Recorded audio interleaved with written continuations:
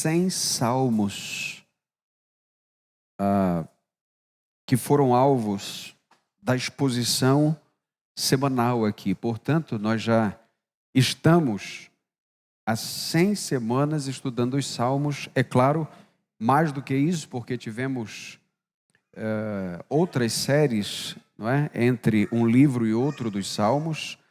Você sabe que são 5 livros e nós estamos quase terminando o 4º livro dos salmos, que vai terminar no Salmo 106. Salmo 106 é o último livro do 4º, é o último salmo do 4º livro. Portanto, nós temos o livro dos salmos dividido em 5 livros menores.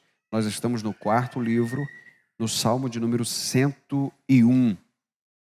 E esse salmo é um salmo maravilhoso, que trata do reinado do Senhor nosso Deus. E nós vamos fazer essa leitura porque nós precisamos compreender o que a palavra de Deus tem para nós nessa noite. Diz assim: cantarei o amor e a justiça, a ti, Senhor, cantarei louvores. Seguirei com sabedoria pelo caminho reto. Quando virás ao meu encontro, viverei em minha casa com o coração íntegro. Nunca me voltarei para a desonestidade. Detesto o que os homens maus fazem. Não participarei disso. O coração perverso ficará longe de mim. Não quero conhecer o mal. Destruirei o que difama o próximo às escondidas. Não hei de tolerar o que tem olhar altivo e coração arrogante. Meus olhos estão sobre os fiéis da terra, para que habitem comigo. O que anda no caminho da integridade, esse me servirá. O fraudulento não habitará em minha casa. O mentiroso não permanecerá em minha presença. A cada manhã destruirei todos os ímpios da terra, para eliminar da cidade do Senhor todos os que praticam o mal. Obrigado por tua palavra, Senhor, e pedimos a direção do teu Espírito Santo agora. Ajuda-nos assim, em nome de Jesus. Amém. Acabei de dizer a você que nós estamos no 4º livro, e terminando o 4º livro, que é um dos livros dos Salmos. E dentro dessa composição dos Salmos, você tem coleções de salmos muito específicas, coleções específicas de salmos. A mais conhecida, estou certo, é aquela coleção de salmos que vai do Salmo 120 ao Salmo 134, que já fizemos uma exposição aqui bem lá atrás, que são chamados de cânticos de subida ou cânticos de romagem. Mas aqui há uma coleção de salmos que começa no Salmo 101 e termina no Salmo 110. Portanto, são 10 salmos. Há uma coleção de salmos aqui, que são salmos importantes, claro, para a compreensão da vontade de Deus para nós. E estes salmos, eles são dispostos como se fossem, dentro dessa coleção de 10, uma escada que desce Salmo 100, 101, 102, 103, 104, 105. Do lado do 105 você tem o 106 e sobe 107, 108, 109, 110. Eles estão conectados. Por exemplo, o Salmo 101 está conectado com o 110. O 102 está conectado com o 109. O 103 está conectado com o 108. O 104 está conectado com o 107 e o 105 está conectado com o 106. Essas belezas da literatura bíblica, sobretudo nas composições dos salmos, na literatura hebraica, é intencional. Isso mostra uma beleza de Deus, não só de poesia, mas também para o nosso aprendizado. Bom, esse é um salmo importante na história da igreja, porque ele tem relação, gente, com o desejo de Deus sobre os governos humanos, como eles devem ser. Alguns vão arriscar que esse salmo foi escrito por Davi assim que ele assumiu o trono em Israel. Por quê? Porque Davi teria redigido uma espécie de padrão que ele gostaria de ser como rei. Grave isto. Eu quero ser um rei assim. Então você tem aqui 14 e alguns vão dizer 15 resoluções do tipo: vou governar dessa maneira, dessa maneira, dessa maneira e dessa maneira. E ele vai fazendo uma lista do que ele gostaria de ser como um rei diante de Deus. E aqui, outros vão dizer que ele ainda não tinha assumido o reino, tá? Você sabe que Davi foi ungido pelo menos 3 vezes como rei. Lá naquele episódio, diante do profeta Samuel, ainda na casa de seu pai. Depois ele foi ungido rei em Hebrom, com uma parte do reino. E depois ele foi ungido como rei, vamos dizer assim, sobre todo Israel. É o Israel unificado, quando Jerusalém foi tomada ali da mão dos jebuseus. Mas o fato é que esse rei agora, ele deseja nos mostrar como Deus quer que os governantes governem. E veja, não perca a beleza disso para a sua vida. Esse já é um alerta para você. Porque pode ser que você veja este texto apenas como que útil para os que governam.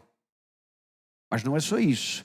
Todas as qualidades aqui devem estar presentes na vida de todo crente, na vida de todo aquele que deseja agradar a Deus. Ditas essas coisas, nós podemos dizer então que nós veremos aqui uma lista de resoluções do rei Davi, que ele escrevendo quis agradar a Deus.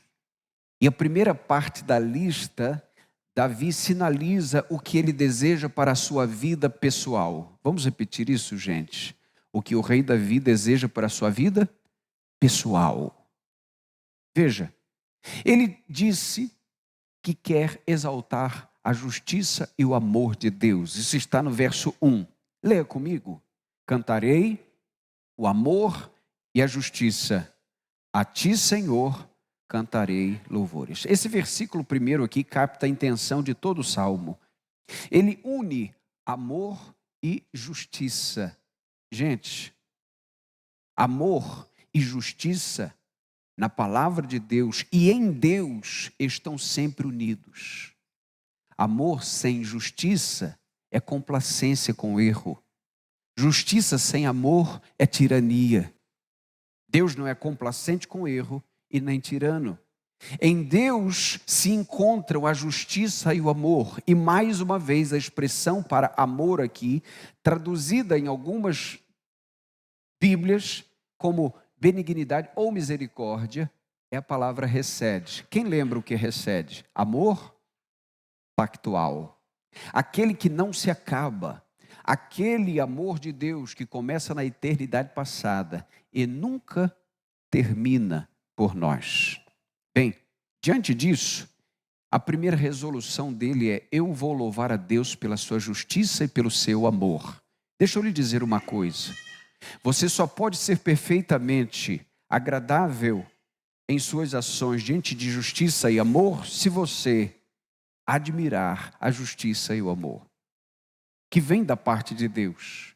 Porque se você acha que Deus não ama corretamente, nem acha que Ele é justo corretamente, você nunca será justo e nunca amará de forma perfeita.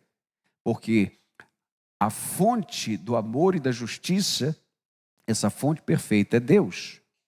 Então a primeira resolução é honrar a Deus e amá-lo por sua justiça e amor. Segundo, ainda na sua vida pessoal, ele promete a si mesmo que vai buscar sabedoria e integridade. Leia comigo o versículo 2. Seguirei com sabedoria pelo caminho reto. Quando virás ao meu encontro, viverei em minha casa com coração íntegro. Veja, na palavra de Deus, sabedoria não tem outro ponto de partida senão temer a Deus. Você lembra de ter lido em Provérbios capítulo 1, versículo 7, de ter lido também em Provérbios capítulo 9, versículo 10, em Jó capítulo 28, versículo 28, e no Salmo 111, verso 10, a mesma coisa. Quem arrisca? O temor do Senhor é o princípio da sabedoria. Esses 4 textos falam a mesma coisa. Portanto, não há de se ter sabedoria sem temer a Deus, sem honrar a Deus. E eu quero ler um trecho da palavra de Deus através de Moisés para o povo. Ouça isso. Veja o que Moisés fala para o povo. Eu vos ensinei estatutos e preceitos conforme o Senhor meu Deus me ordenou, para que lhes obedeçais na terra em que estáis entrando para tomar posse. Agora ouça, guardai-os e obedecei a eles, ou seja, a esses preceitos, a esses mandamentos. Assim, a vossa sabedoria e o vosso entendimento serão vistos pelos povos, que ouvirão todos esses estatutos e dirão, veja, eles dirão sobre vocês, quando vocês obedecerem, esta grande nação é realmente um povo sábio e inteligente. O que Deus está dizendo para o povo é, vocês só terão sabedoria quando tomarem a minha palavra em temor, praticando-a. O que é integridade? E de onde vem a sabedoria? Integridade é fazer tudo para Deus de coração inteiro e fazer em temor. Então, as 2 resoluções de Davi para si mesmo é exaltar a Deus por seu amor e justiça o tempo todo, porque ele precisava ser um rei amável e justo. E de segundo lugar, pessoalmente buscar sabedoria e buscar a integridade. A partir daqui, ele sai da sua esfera pessoal e começa a fazer resoluções da sua vida pública, da sua vida de governo. E a primeira resolução que ele faz, e eu não vou citar aqui uma por uma, mas vou agrupá-las por conceitos, é que ele não se associaria aos maus, ou seja, ele não andaria intencionalmente e afetivamente com gente de índole ruim, de índole má. Veja o verso 3. Nunca me voltarei para a desonestidade. Na Almeida Revista e Atualizada está, nunca porei coisa injusta diante dos meus olhos. Ok? Bem, o que ele está trazendo aqui, o que ele está dizendo, eu não vou olhar para aquilo que é desonesto, eu não vou olhar para aquilo que é pecaminoso de maneira intencional. É uma resolução que, como rei, ele tinha que, de fato, tomar diante de Deus e dos homens. Eu quero lembrar para vocês o que o apóstolo João escreveu na sua primeira carta, no capítulo 2, nos versos 15 a 17. Ouça isso. Ele escreveu, não ameis o mundo, nem o que nele há. Se alguém ama o mundo, o amor do Pai não está nele. Porque tudo o que há no mundo, o desejo da carne, o desejo dos olhos e o orgulho dos bens, não vem do Pai, mas sim do mundo. Ora, o mundo passa, bem como os seus desejos, mas aquele que faz a vontade de Deus permanece para sempre. O que João está mostrando é exatamente a resolução que Davi tomou. Eu não colocarei diante de mim coisa injusta. Não colocarei diante dos meus olhos, não olharei intencionalmente para aquilo que Deus odeia. E ele continua dizendo: eu detesto o que os homens maus fazem, não participarei disso. Gente, ele está dizendo que o maior desejo dele, dentre todos os desejos, está na lista: eu quero odiar o que Deus odeia. Você já se pegou gostando do que Deus odeia? Na sua vida cristã, já reparou que em alguns momentos o Adão e aquilo que ele gosta e ama quer preferir aquilo que Deus odeia? Aquela música que não é de Jesus e você está ali na unção, acabou de ouvir a palavra, tempo de oração, a música começa a tocar, aí você lembra do seu tempo do mundo, a perna começa e você diz: está repreendido. Isso não. Isso ficou para trás. E aí você foca em Jesus. Tudo bem? Tudo bem. É importante saber que a luta só termina quando você parte para a glória. É importante entender que nós devemos buscar amar o que Deus ama e detestar o que Deus detesta. E o texto diz: não participarei do que os homens maus fazem. A Ara diz: isso não se apegará a mim. Gente, nós precisamos lembrar que pecado e embaraço demoram para sair da sua vida. Por isso, não tente se envolver intencionalmente nessas coisas. É importante que compreendamos que esta resolução deve ser para nós. O verso 4, ele ainda diz: o coração perverso ficará longe de mim, e eu não quero conhecer o mal. Vamos repetir isso juntos aqui, verso 4, parte A. O coração perverso ficará longe de mim. Ei, você pode decidir quem faz pouso na sua vida. Quem te rodeia constantemente, o que você ouve, é você que define quem segue o que segue na internet, o que bombardeia a sua cabeça, aquilo que te faz mal ou te faz bem. Você tem que definir o que entra na sua vida e o que fica do lado de fora.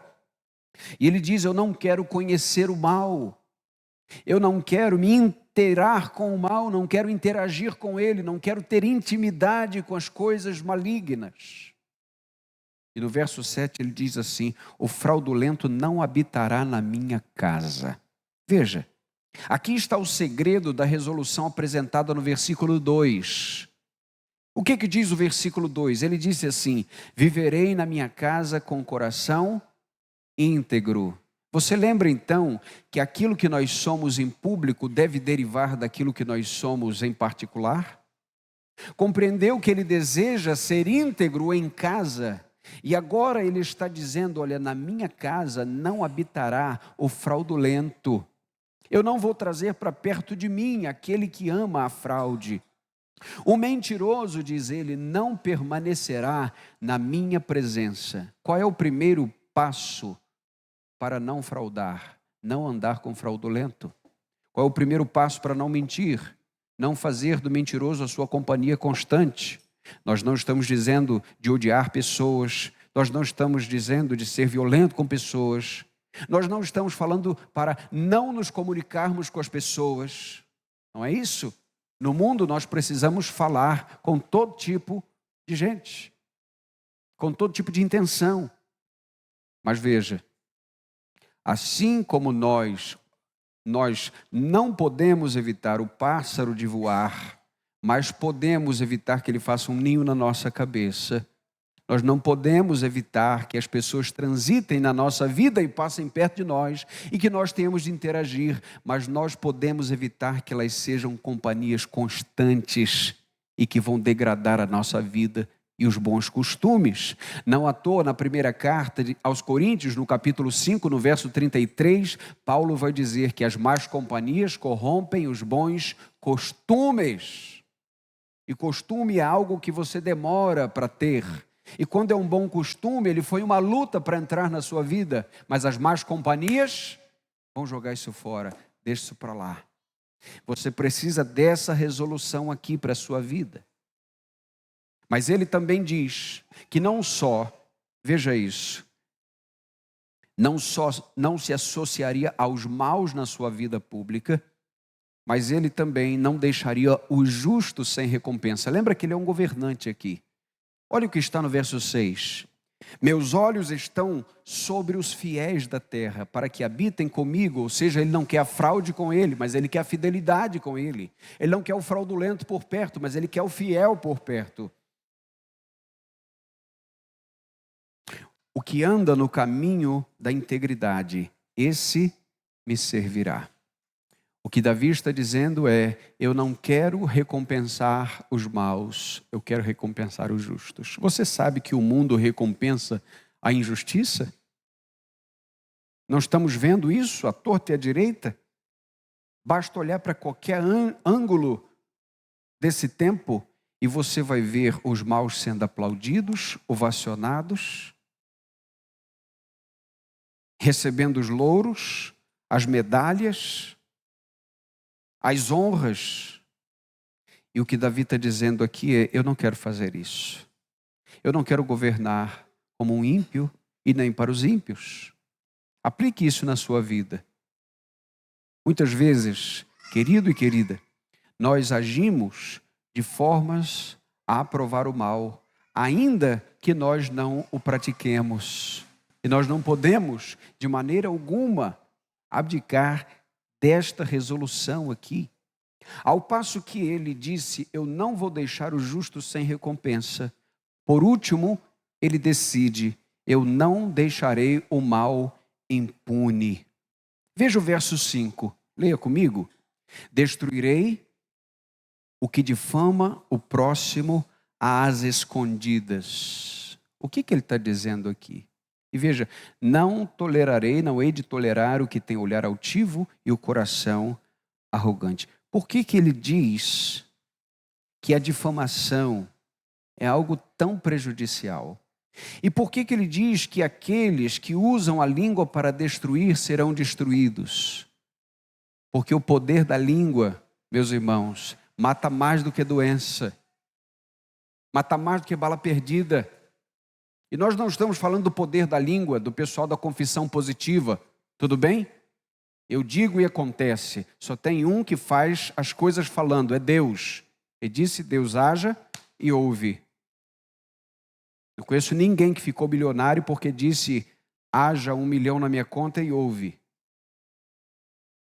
Ninguém pôde dizer a um gato: seja cachorro, e ele se tornou. Portanto, não é disso que eu estou falando. Mas nós não podemos ignorar que as palavras têm um poder de sugestão, de modulação de pensamento, de comunicação pública, de manobra da massa, de sugestão coletiva.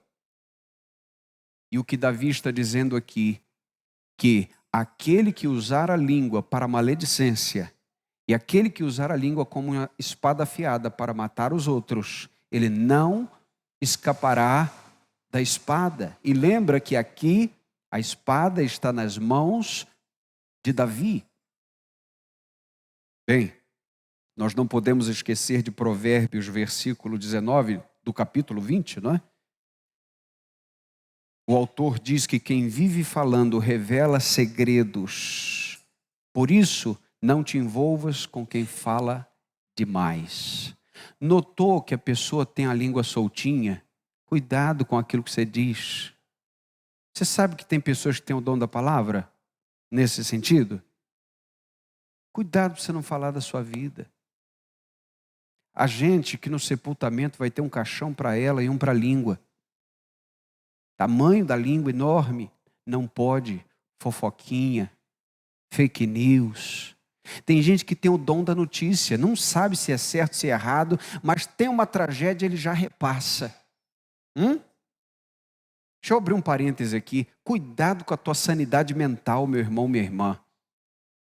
Se você pertence a algum grupo que chega tragédia, chega gente esfaqueada, chega gente com bala no peito, gente pendurada pelo pescoço. Abandone esse grupo, você precisa viver. Isso não te acrescenta nada.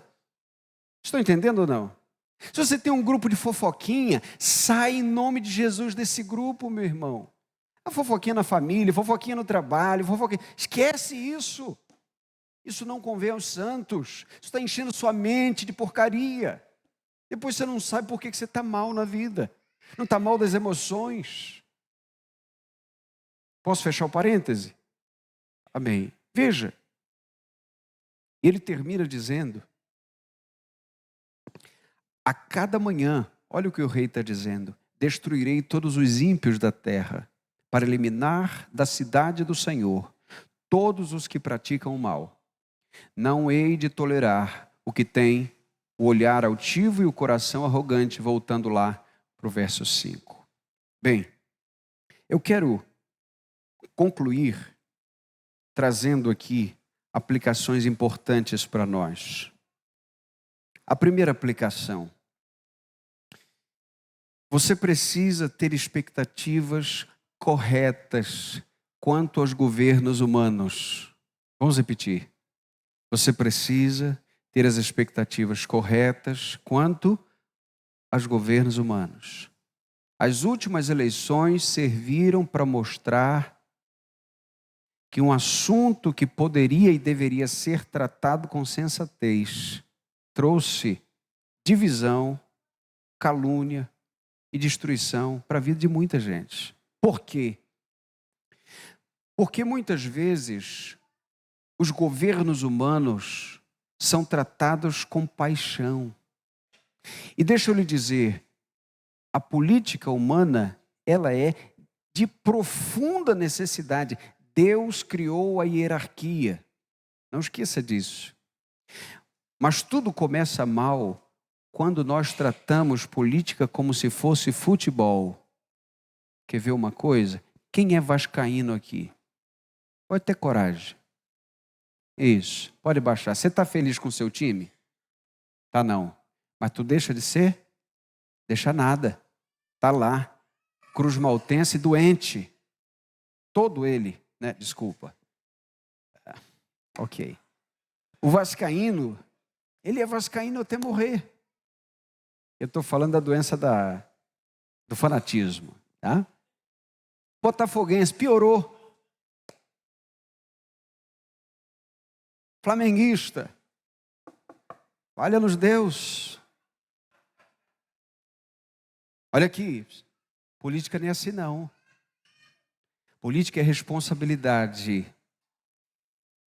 Perceba que não é a paixão humana, não é o teu time predileto, não é o teu partido do coração, é a palavra de Deus que governa tuas decisões. Assim como isto não é futebol, isto também não é religião. Portanto, se eu digo a você, cuidado com a cegueira do fanatismo clubista, cuidado também com a idolatria do coração. Daquele homem, daquela mulher que você vota desde 1960, porque é o teu político. Crente não tem político. Crente tem um Senhor sobre a sua vida. E ora por todos aqueles que governam. E examina eleição após eleição, de joelhos, o que deve fazer e em quem deve empenhar o seu voto. Vocês estão compreendendo? Se você sabe que rouba, que frauda, que faz, já não deve ter o seu apoio. Se você entende que há isto ou aquilo contrário à lei de Deus, não entre. Agora, há um outro lado. Você precisa avaliar com cuidado, porque perfeição neste mundo ninguém terá. Porque quando você diz, este vai mudar a nação, este vai mudar a cidade, você está dizendo o que só Jesus pode fazer. Vocês estão compreendendo? Ao passo que você tem que ter cuidado com uma coisa, com a idolatria, do outro lado você também precisa ter muito cuidado com as tuas expectativas de que aconteça através dos governos humanos aquilo que só Deus pode gerar nos corações. Essa é a primeira aplicação. A segunda aplicação é que nós precisamos ser bons governantes daquilo que Deus nos confiou.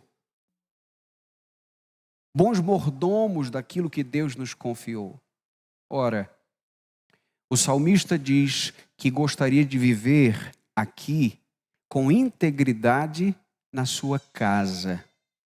Sabe como começa uma nação melhor, gente? Na sua casa e na minha. A nação não é um conglomerado de famílias? Assim como o Estado é um conglomerado, ou melhor, o Estado maior é um conglomerado de Estados menores, a federação. O que percebemos, portanto, é que o mundo começa a ser redimido quando a minha alma foi redimida e as minhas ações estão sendo redimidas. Há quantos que olham para cima, olham para os governantes e dizem: eles roubam, eles fazem isso, eles fazem aquilo. E quando saem do mercado, não devolvem o troco a mais. Estão fazendo compras, vão lá no cacho de uva e tiram e comem dentro do mercado. Te peguei?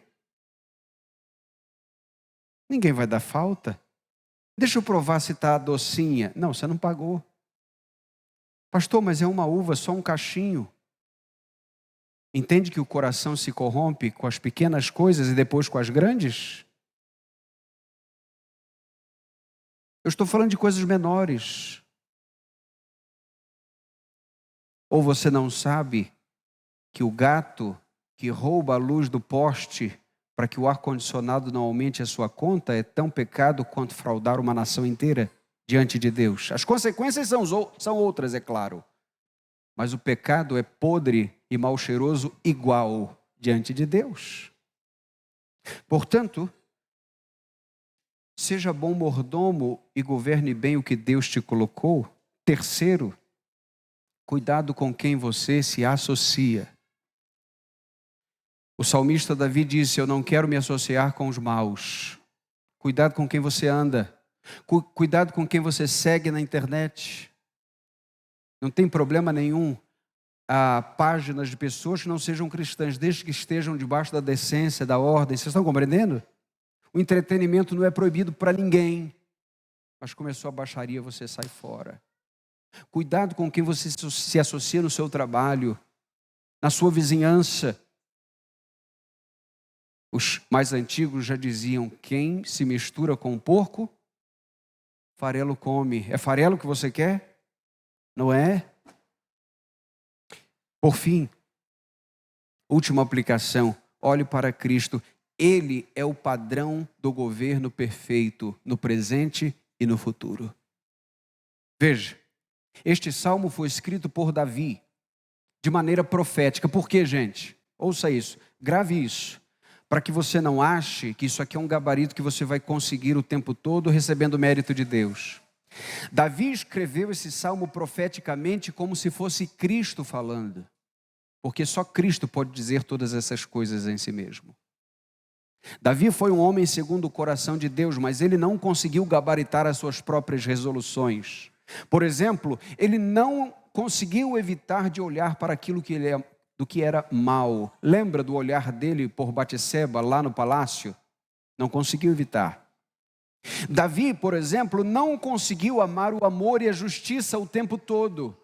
Lembra que depois que adulterou com Batseba, mandou matar Urias? Isso não tem amor nem justiça. Lembra que ele também não conseguiu evitar a companhia de todos os homens maus. Tinha perto dele um homem chamado Aitofel, que foi um traiçoeiro contra o próprio Davi.